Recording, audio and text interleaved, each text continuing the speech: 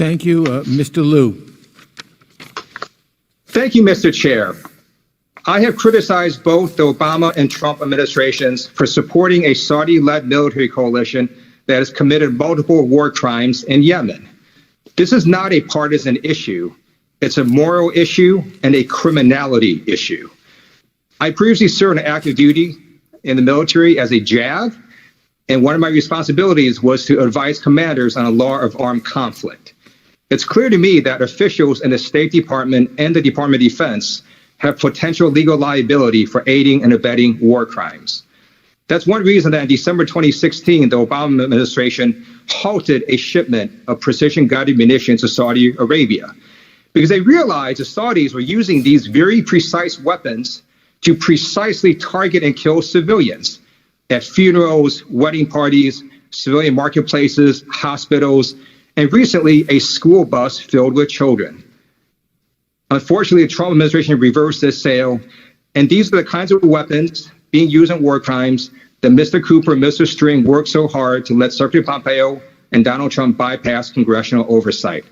And now we learned this past Monday, the New York Times has confirmed what some of us were told, that in 2016, State Department lawyers wrote a memo that concluded, quote, American officials could plausibly be charged with war crimes, unquote.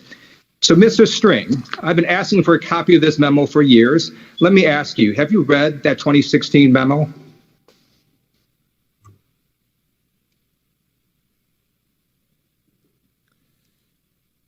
Would you like me to repeat my question, Mr. String?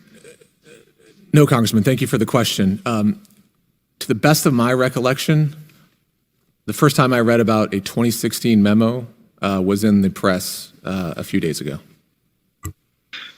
So you weren't aware that the Inspector General got a copy of this 2016 memo, as the Daily Beast has reported? Congressman, in 2016, it was obviously under the previous administration, so I was not in the State Department at that point. To the best of my recollection, again, I don't recall hearing about a 2016 memo until I read it in the press. Okay. Mr. Bulatow, were you aware of this 2016 memo? Again, I was confirmed as the Undersecretary May of 19, and I'm not aware of this 2016 memo. Okay. And Mr. Cooper, the New York Times reported that some of the folks in the Political and Military Bureau had already seen this memo.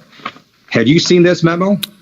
No, Mr. Lieu, but I want to go back to the beginning of the hearing today where I cited the Trump administration reaffirming a previous executive order to actually commit to enabling and training to prevent civilian casualties, and also citing going back to spring of 2018 for the updated conventional arms transfer policy, which specifically addresses the need to mitigate and reduce the risk of civilian casualties. So as far as addressing the issue, yes, I'm very familiar with it, which is why we have developed the Advanced Targeting Initiative per the direction of President Trump in his conventional arms transfer policy. So the issue is not new. As you noted, it's one that has vexed several administrations, and the work continues.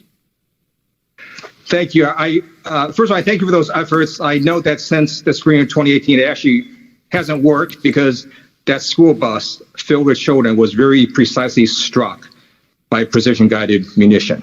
Now, I have a question related to what the OIG also said. The OIG found that the State Department failed to fully assess risks and implement mitigation measures to reduce civilian casualties and legal concerns associated with the transfer of precision-guided munitions included in the Secretary's May 2019 emergency certification. Do you agree with the OIG's findings? And if you don't, why not? What I said we agreed to is that more could be done. There certainly had been assessment to that point. In fact, let me remind the committee that before the emergency certification process and decision point, the work on all these cases, the interagency assessment on the applicability, the requirements that were needed for our partners in Saudi Arabia, in the United Emirates, and in Jordan had been addressed and had been notified to Congress. Thank you. What I added is I'm- that the work, there's with additional two work that requests. needs to be done, Mr. Lieu. Please read the memo, all three witnesses. Please read that 2016 memo. And the second request is please give Congress a copy of that memo. Thank you, and I yield back.